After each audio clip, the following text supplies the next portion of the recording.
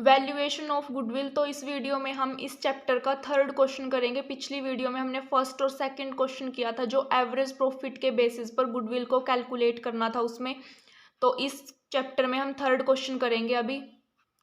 तो third question में हमें गुडविल को कैलकुलेट करना है सुपर प्रॉफिट के बेसिस पर। तो सुपर प्रॉफिट को कैलकुलेट करने से पहले हमें एवरेज प्रॉफिट और नॉर्मल प्रॉफिट की वैल्यू को फाइंड आउट करना है। फिर उसके बाद एवरेज प्रॉफिट में से नॉर्मल प्रॉफिट को माइनस करना है। जो भी वैल्यू आएगी वो वैल्यू होगी सुपर प्रॉफिट की। और उसके बाद गुडविल को कैलकुलेट करने के लिए जो सुपर प्रॉफिट की वैल्यू आई है उसे हम नंबर ऑफ ईयर परचेज से मल्टीप्लाई कर देंगे तो गुडविल की वैल्यू आ जाएगी। तो अब थर्ड क्वेश्चन के अकॉर्डिंग हमें गुडविल को कैलकुलेट करना है 3 ईयर परचेज के बेसिस पर। सुपर प्रॉफिट के बेसिस पर हमें गुडविल कैलकुलेट करनी है। तो यहाँ पर पहले हम एवरेज प्रॉफिट को कैलकुलेट करेंगे। The profits of the gamma company for the last 5 years before charging income tax 55% on income. Income tax को चार्ज करने से पहले 5 ईयर्स के प्रॉफिट दिए गए हैं, जो है 2015 का प्रॉफिट है 50,000, 2016 का 65, 17 का 45, 18 का 55 और 19 का 75,000। ये सब प्रॉफिट दिए गए हैं 5 ईयर्स के। तो इनके बेसिस पर पहले हम एवरेज प्रॉफिट को कैलकुलेट करेंगे। तो पहले हमने किया कैलकुलेशन ऑफ एवरेज प्रॉफिट। जो 5 ईयर्स के प्रॉफिट दिए गए थे इन सबको प्लस किया, जितने भी प्रॉफिट थे। टोटल प्रॉफिट 5 ईयर्स के थे, 5 से डिवाइड किया तो 58,000 हमारे पास एवरेज प्रॉफिट आ गया। अब जो ये एवरेज प्रॉफिट आया है ये है before charging income tax. Income tax जो @ 55% दी हुई थी वो चार्ज करने से पहले का प्रॉफिट है। तो अब हमें इनकम टैक्स को भी यहाँ से माइनस करना पड़ेगा। अब इनकम टैक्स को चार्ज करने से पहले यहाँ पर एक और एडजस्टमेंट दी गई है। The directors of gamma company 3 in numbers will be appointed to the board of delta company on absorption. कि जो डायरेक्टर्स थे गामा कंपनी के 3 डायरेक्टर्स थे वो अपॉइंट कर लिए डेल्टा कंपनी ने। तो डेल्टा कंपनी उन डायरेक्टर से अपनी सर्विसेज लेगी तो बदले में उनको कुछ ना कुछ पे करेगी। तो वो कितना होगा 5,000 ईच पर एनम। तो हर एक डायरेक्टर को पर एनम 5,000 दिया जाएगा। तो अब हमें यहाँ एवरेज प्रॉफिट था जो 58,000 का, उसमें से डायरेक्टर की फीस को भी माइनस करना होगा। डायरेक्टर की फीस है 5,000 पर एनम और टोटल 3 डायरेक्टर्स हैं। तो 3 डायरेक्टर्स की फीस कितनी होगी 3 × 5,000 मीन्स 15,000 की डायरेक्टर की फीस भी पे की जाएगी फ्यूचर में। तो फिर 15,000 को हम एवरेज प्रॉफिट में से माइनस कर देंगे। तो यहाँ पर वैल्यू आ गई माइनस करके 43,000। अब ये जो प्रॉफिट आया है 43,000 का, डायरेक्टर की फीस को माइनस करने के बाद ये हमारे पास है प्रॉफिट बिफोर टैक्स।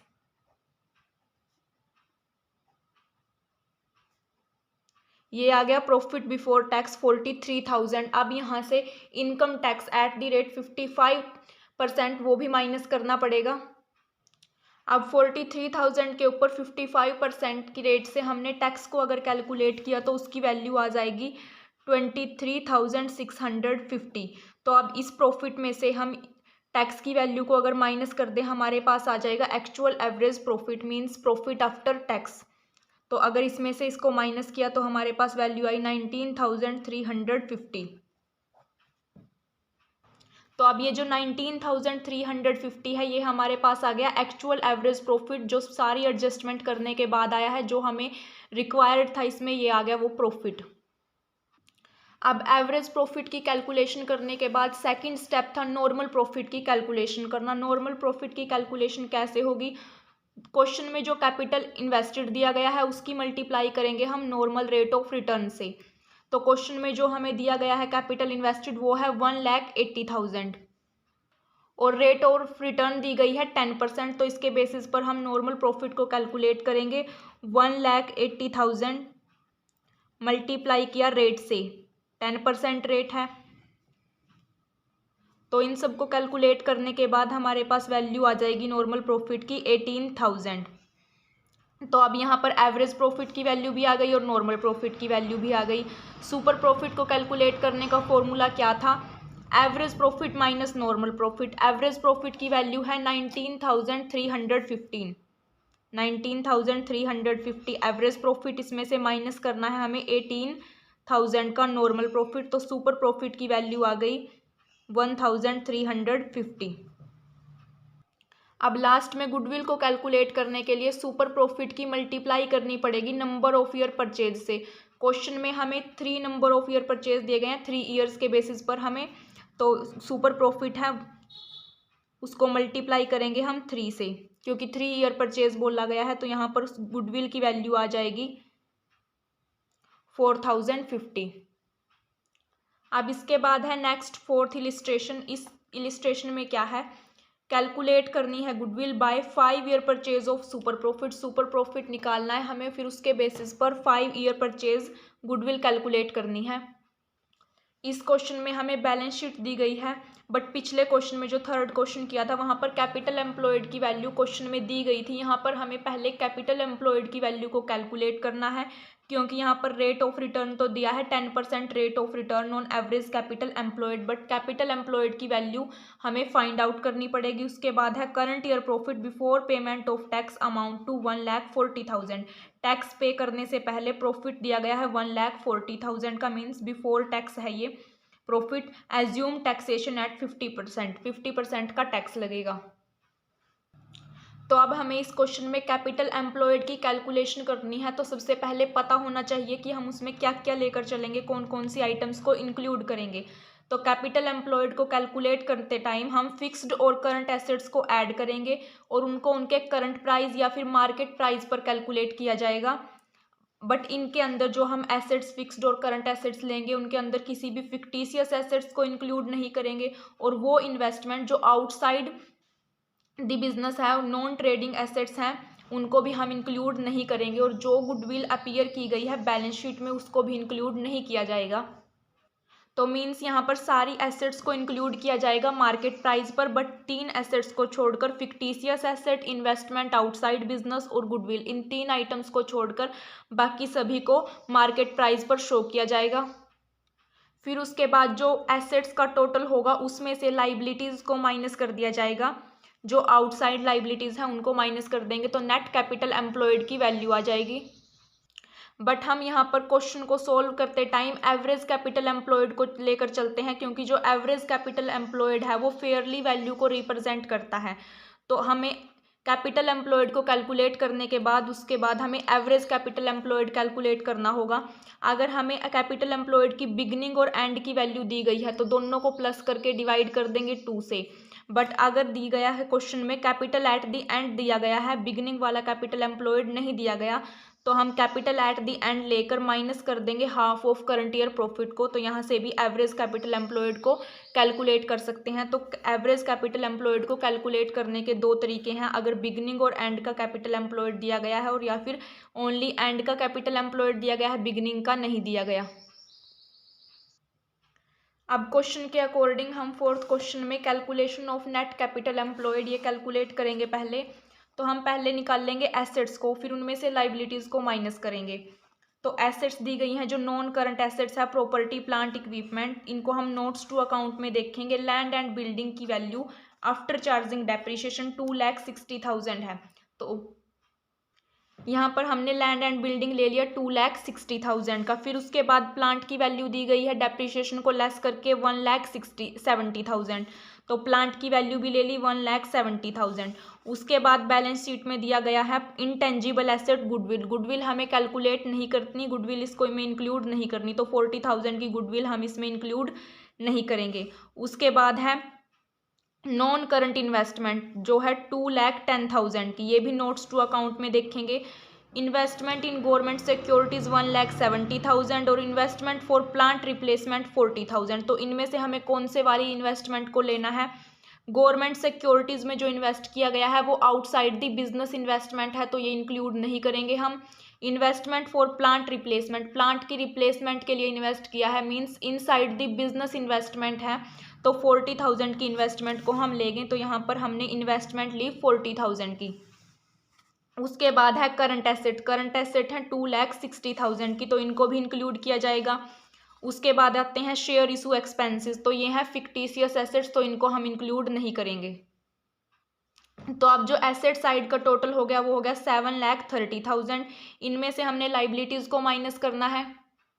अब लाइबिलिटीज़ में क्या क्या इंक्लूड करेंगे, डिबेंचर्स हो गए 80,000 के और ट्रेड पेबल्स हो गए 1,20,000 के। तो इनको माइनस करने के बाद हमारे पास वैल्यू आ गई 5,30,000। एसेट्स दी गई थी 7,30,000 की और लाइबिलिटीज़ 2 लाख की थी, तो माइनस कर दिया 5,30,000। कैपिटल एम्प्लॉयड आ गया।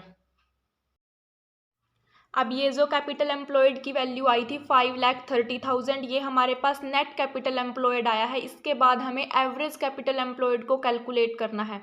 तो एवरेज कैपिटल एम्प्लॉयड को दो तरीके से कैलकुलेट किया जा सकता है, अगर बिगनिंग और एंड दोनों का दिया गया हो और या फिर ओनली एंड का दिया गया हो। तो इस क्वेश्चन में हमारे पास बिगनिंग का कैपिटल एम्प्लॉयड नहीं दिया गया। जो हमने कैलकुलेट किया है ये हमने बैलेंस शीट के बेसिस पर कैलकुलेट किया है। तो हम मीन्स ये जो कैपिटल एम्प्लॉयड है 5,30,000 का, ये एट द एंड वाला है। तो हम यहाँ पर कौन से फॉर्मूले का यूज़ करेंगे, एट द एंड वाले कैपिटल एम्प्लॉयड में से half of current year profit को माइनस कर देंगे। तो 5,30,000 minus half of current year profit after tax. तो क्वेश्चन में हमारे पास जो करंट ईयर का प्रॉफिट दिया गया है वो बिफोर टैक्स दिया गया है 1,40,000 का, और टैक्स की जो रेट दी गई है वो है 50% टैक्स। तो 50% टैक्स माइनस करने के बाद हमारे पास आफ्टर टैक्स वैल्यू आई 70,000 की। तो ये हमारे पास प्रॉफिट आफ्टर टैक्स आ गया। इसका हाफ करके half of current year profit after tax, तो इस 70,000 का हाफ करके 5,30,000 में से माइनस कर देंगे। तो एवरेज कैपिटल एम्प्लॉयड आ गया 4,95,000। अब कैपिटल एम्प्लॉयड की वैल्यू आ गई। अब इसके बेसिस पर हम नॉर्मल प्रॉफिट को कैलकुलेट कर सकते हैं। Normal rate of return the गई है 10% की, तो 4,95,000 के ऊपर 10% की रेट लगाई तो 49,500 आ गया।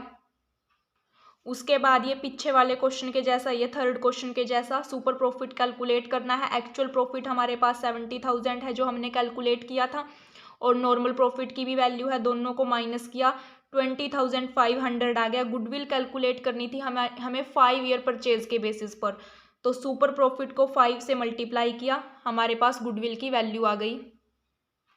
इसके बाद नेक्स्ट क्वेश्चन है फिफ्थ क्वेश्चन। फिफ्थ क्वेश्चन में भी हमें बैलेंस शीट दी गई है, तो पहले हम इसकी एडजस्टमेंट पढ़ते हैं। Current years profit of the company after deducting interest on debenture and taxes 31,000। तो अब जो ये करंट ईयर का प्रॉफिट दिया गया है कंपनी का 31,000 का, वो इंटरेस्ट को कैलकुलेट करने के बाद, मीन्स इंटरेस्ट को माइनस करने के बाद और टैक्सेस को माइनस करने के बाद का दिया गया है। सेकंड है the market value of the machinery included in property plant and equipment is ₹5,000 more. Means जो प्रॉपर्टी प्लांट और इक्विपमेंट के अंदर जो मशीनरी है ये हमारी फिक्स्ड एसेट्स हैं, तो मशीनरी भी हमारी फिक्स्ड एसेट्स है। तो मशीनरी की जो वैल्यू है वो 5,000 मोर, 5,000 इंक्रीज हो गई। मीन्स उसकी मार्केट वैल्यू दी गई है कि इस टाइम उसकी 5,000 से इंक्रीज हो गई वैल्यू मशीनरी की। उसके बाद है expected rate of return is 10%। Evaluate the goodwill of the company at 5 times of the super profit. Means 5 year purchase के बेसिस पर कैलकुलेट करना है।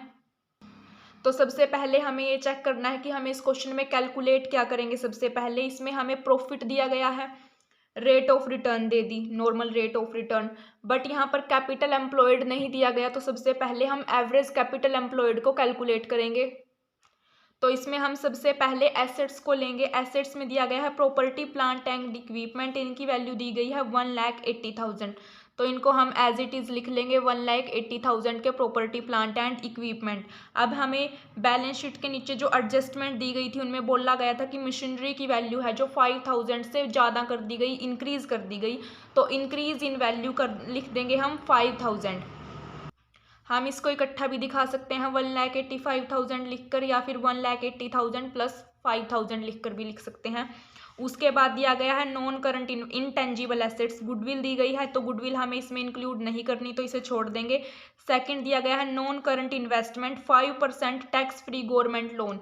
तो जो ये लोन है, ये इन्वेस्टमेंट है, ये आउटसाइड दी बिजनेस इन्वेस्टमेंट है, तो इसको भी इंक्लूड नहीं किया जाएगा। नेक्स्ट दिया गया है करंट एसेट 1 लाख की, तो करंट एसेट्स को हम इसमें इंक्लूड करते हैं, तो 1 लाख को इंक्लूड कर दिया। उसके बाद शेयर इशू एक्सपेंसेस और डिस्काउंट ऑन डिबेंचर, ये हमें फिक्टिशियस एसेट्स दी गई हैं, तो फिक्टिशियस एसेट्स को भी इंक्लूड नहीं किया जाएगा। अब एसेट साइड में से जो टोटल किया उसमें से हमें लेस करना है लाइबिलिटीज़ को।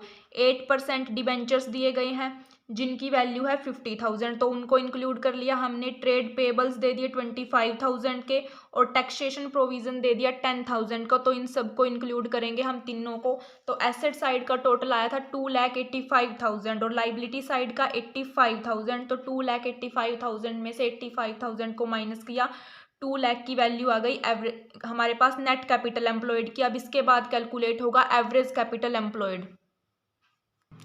तो अब एवरेज कैपिटल एम्प्लॉयड को कैलकुलेट करने से पहले हमें इसमें से करंट ईयर का प्रॉफिट माइनस करना होता है, half of current year profit. तो इससे पहले हमें करंट ईयर का प्रॉफिट चाहिए। तो क्वेश्चन में हमें करंट ईयर का प्रॉफिट दिया गया है 31,000। 31,000 का करंट ईयर का प्रॉफिट दिया गया है।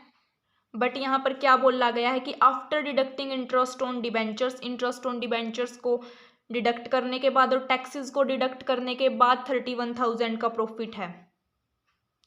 तो इसका मीनिंग क्या है कि अगर हमने यहाँ से डिबेंचर के इंटरेस्ट को डिडक्ट कर लिया, टैक्स की वैल्यू को भी डिडक्ट कर लिया, तो हमने इससे पहले यहाँ पर जो 5% टैक्स फ्री गवर्नमेंट लोन है, तो यहाँ पर हमें जो इंटरेस्ट मिला होगा ये हमने इन्वेस्टमेंट की थी आउटसाइड दी बिजनेस। तो इस इन्वेस्टमेंट पे जो हमें इंटरेस्ट मिला होगा 5% की रेट से, तो वो इस प्रॉफिट के अंदर इंक्लूड किया गया होगा। बट हमें ये आउटसाइड दी बिजनेस इन्वेस्टमेंट है, तो हम इस आउटसाइड दी बिजनेस प्रॉफिट को इंक्लूड नहीं करेंगे। तो हमें इस 31,000 में से 5% का जो ये इंटरेस्ट इसके अंदर इंक्लूड है पहले वो माइनस करना पड़ेगा, तब हमारे पास एग्जैक्ट वैल्यू आएगी करंट ईयर प्रॉफिट की।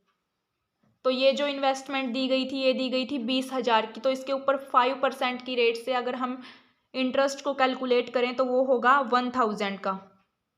तो हम यहाँ पर 31,000 में से जो बिजनेस से बाहर का प्रॉफिट है, मीन्स 1,000 का हमें जो इंटरेस्ट रिसीव हुआ है वो हम माइनस कर देंगे। तो 30,000 हमारे पास आ गई एग्जैक्ट वैल्यू प्रॉफिट की। जो प्रॉफिट बिजनेस के द्वारा किया गया है, profit made by the business, उसकी वैल्यू आ गई 30,000 की। तो ये जो प्रॉफिट है ये है हमारा एक्चुअल प्रॉफिट।